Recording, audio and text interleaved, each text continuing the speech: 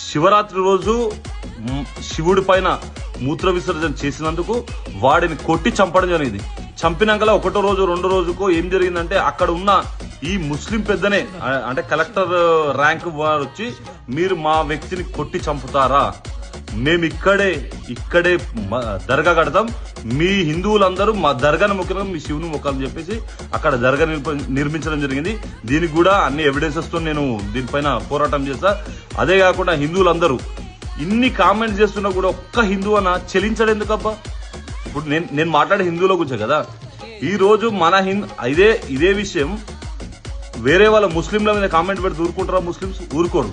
కానీ ఎంతో మంది మరకలు నా మీద కామెంట్ చేయడం, ఎంతో మంది సెక్యులర్ హిందూస్ నా మీద కామెంట్ చేయడం. మన హిందువులందరూ నేను హిందువుని అని స్టేటస్ లో పెట్టుకోవడం కాదు, ఇలాంటి విషయాల పైన ఖండన కూడా చేయాలి. మీరు అందరూ చేయకుంటే ఎవరు చేస్తారు? మనం అందరం కలిసికట్టుగా తనను ఏకం చేస్తూ ప్రతి ఒక్క హిందూ యువతను ఏకం చేస్తూ ఈ వేములవాడ సేవ్ వేములవాడ డెమాలిషన్ దర్గానే ఒక లోగోతోని 19వ తారీఖు రోజు శివాజీ జయంతి రోజు నేను దీనిపైన కార్యాచరణను ప్రకటిస్తాను.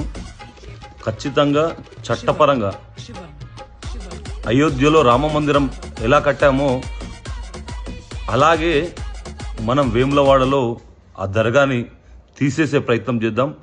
గతంలో కరసేవకులు అందరూ కమ్యూనికేషన్ లేని వ్యవస్థ లేని రోజుల్లో హిందువులందరూ ఏకమై బాబ్రీ మస్జిద్ పైన అంత పెద్ద ఉద్యమం చేశారు. ఈ రోజు ఇంత పెద్ద కమ్యూనికేషన్ ఉండి కూడా మన హిందువులం ఏకం కాలేకపోతున్నాం. ఒక్కసారి హిందువులందరూ ఆలోచించాలి. ఖచ్చితంగా రేపు 19వ తారీఖు రోజు ఛత్రపతి శివాజీ జయంతి రోజు నేను కార్యాచరణను ప్రకటిస్తున్నాను. సపోర్ట్ చేసే వాళ్ళందరూ సపోర్ట్ చేయాలని నేను కోరుకుంటున్నాను. జై శ్రీరామ్.